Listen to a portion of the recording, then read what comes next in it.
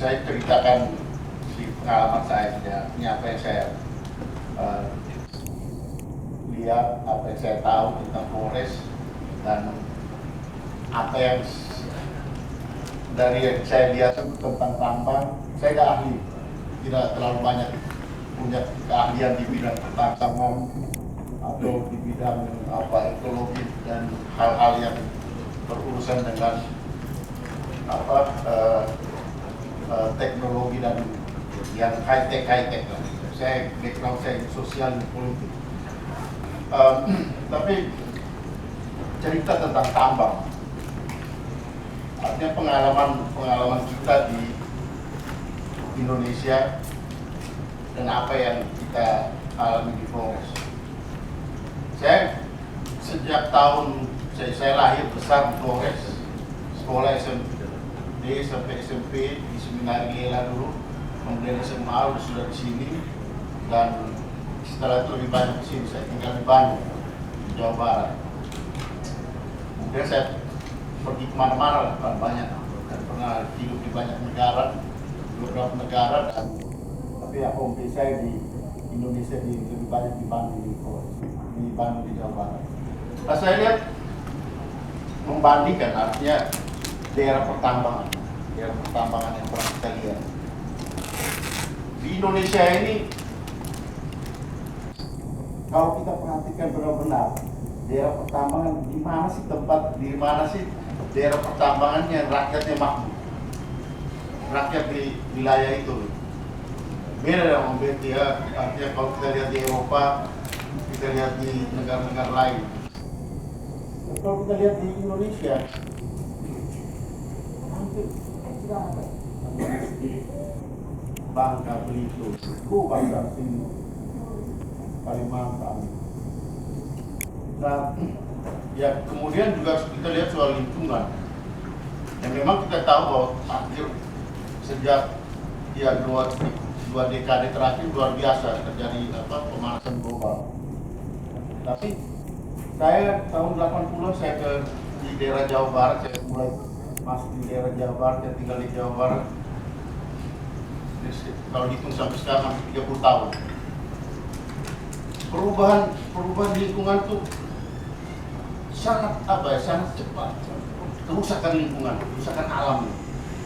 Dan itu lebih banyak karena karena manusia, karena keserakahan manusia gitu, yang ya itu kan eksploitasi halus semua. Dulu kalau kita ke Bandung itu kan di puncak air, di pinggir-pinggir hijau, luar biasa gitu. Sekarang kalau kita lewat di daerah ke jalan tol itu banyak sekali tebing-tebing yang dikerok sana sini, yang habis itu dilepas begitu saja. Dan longsor yang paling banyak itu terjadi di Jawa Barat.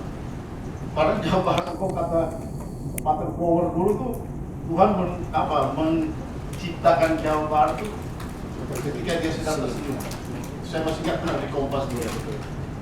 Jadi saya bukan ahli pertambangan, bukan ahli lingkungan dan lain-lain, tapi ketika saya pergi ke Flores, artinya memang saya lahir besar sampai SMP di Flores, tapi lebih lama di Jawa. Tapi ketika pulang lagi intens di Flores sejak tahun 2013, tidak mulai partai menugaskan saya untuk menjadi caleg di Flores. Karena sebelumnya saya anggota DPR di Jawa Barat gitu. Satu periode, kemudian tahun 2013 saya ke Flores dan jalan dari ujung sampai ke ujung, sampai ke Lembata, Alor, naik sampai ke gunung-gunung. Dan saya bilang ke Elar Selatan, ke Lama Leda saya belum pernah ke sana. Saya lihat kita di Flores itu, dan banyak orang menyampaikan di kampung-kampung kan mereka menyampaikan, kita di sini ini seperti ini saja, tidak ada banyak perubahan. Saya bilang, kita memang tidak banyak berubah, tapi antara segi pembangunan fisik ya.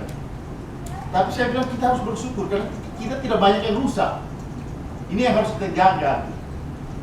Kita tidak banyak luar pembangunan fisik yang luar biasa. Tapi menurut saya kita punya satu keuntungan, yaitu alam kita tidak banyak rusak. Saya kira ini yang harus, kekayaan ini harus kita jaga. Karena suatu saat alam inilah potensi yang bisa kita gunakan ya untuk membangun daerah kita.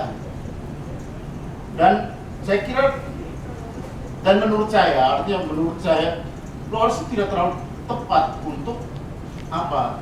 Ya kalau kita mau memajukan daerah dengan menggunakan potensi yang kita miliki, ya menurut saya tidak terlalu tepat kalau menggunakan potensi, yaitu tadi gali-galian, tambang-tambangan, menurut saya kurang tepat gitu. Karena kita masih punya yang lain yang potensial, tadi seperti yang disampaikan oleh Pak Ansi tadi. Kita punya laut yang lebih luas dari daratannya, dan di laut Flores itu banyak kekayaan yang bisa juga dieksploitasi untuk kepentingan kita. Juga kita punya alam yang bisa kita manfaatkan, yaitu tadi pariwisata. Saya kira beberapa waktu terakhir ini, satu daerah yang paling sering dikunjungi oleh Pak Presiden itu NTT, Labuan Bajo. Saya kebetulan tadi sudah disampaikan oleh Pak, saya sekarang di Komisi 10. Dan saya sengaja pindah ke Komisi 10 karena dulu saya di Komisi 1, ya. Sekian lama di Komisi 1. Saya pindah ke Komisi 10 karena saya lihat potensi itu, dengan soal pendidikan dan pariwisata untuk wilayah kita. Dan kebetulan sekarang di Labuan Bajo tuh jadi prime destination, salah satu prime destination dari 5 di Indonesia.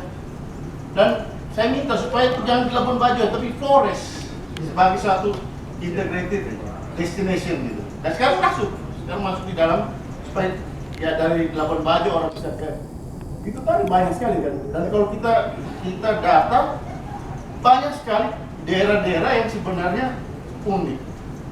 Karena kalau dulu orang bilang tambang itu adalah emas hitam, sekarang pariwisata itu adalah emas putih untuk wilayah kita. Itu potensi yang luar biasa. Dan dari pariwisata itu dia punya multiplier efeknya banyak. Saya bukan ahli pariwisata juga, tapi akhirnya saya jadi belajar untuk tahu, oh ternyata pariwisata itu bisa menghidupkan banyak orang dan tidak harus merusak lingkungan. Saya kemarin sebelum COVID itu saya ada pertemuan dengan romo-romo di Kepikepan Manggarai Barat, di Kepikepan Labuan Bajo. Dengan romo juga ada romo Martin Chen dan banyak romo lah dengan Dewan Perwakilan saya soal pariwisata dan bagaimana orang lokal jangan sampai kemudian kita hanya jadi penonton.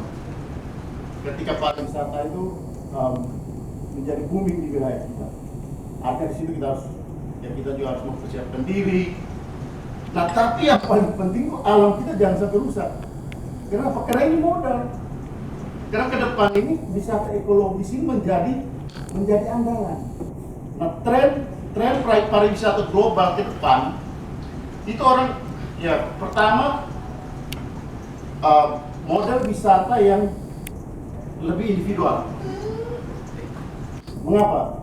Karena sekarang orang begitu cepat, anak-anak muda terutama milenial, mereka punya smartphone, mereka lihat daerah mana nih, mereka langsung klik, cari travel, bisa angkat koper jalan. Kalau dulu kan orang masih kumpul satu grup, tunggu sama ini baru pergi. Sekarang tidak, dan itu paling banyak, bisa cepat.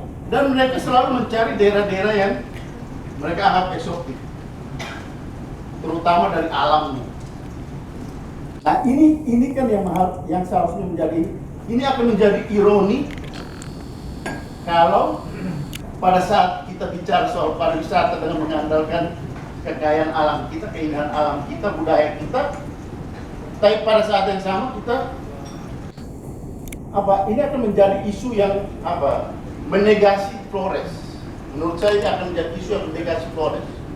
Makanya saya pada posisi melihat bahwa saya tidak anti tambang, saya juga tidak anti investasi untuk masuk ke wilayah kita. Tapi saya anti orang merusak lingkungan. Saya kira itu Itu apa? Positioning. Saya tidak anti tambang, tidak anti investasi, karena ini kan pasti investasi masuk.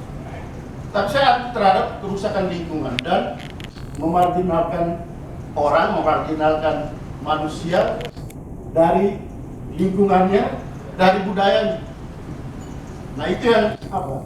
Siapa yang bisa memberikan jaminan bahwa ini tidak terjadi marginalisasi terhadap marginalisasi manusia terhadap lingkungan dan budaya? Itu pertama. Yang kedua, apakah ada jaminan bahwa tidak terjadi kerusakan lingkungan di sini? Itu hal penting yang harus menjadi ini kita. Kalau tidak, jangan. Kalau itu tidak ada jaminan untuk itu, stop. Lebih baik kita jaga lingkungan kita jaga bagaimana kedekatan manusia dengan alam.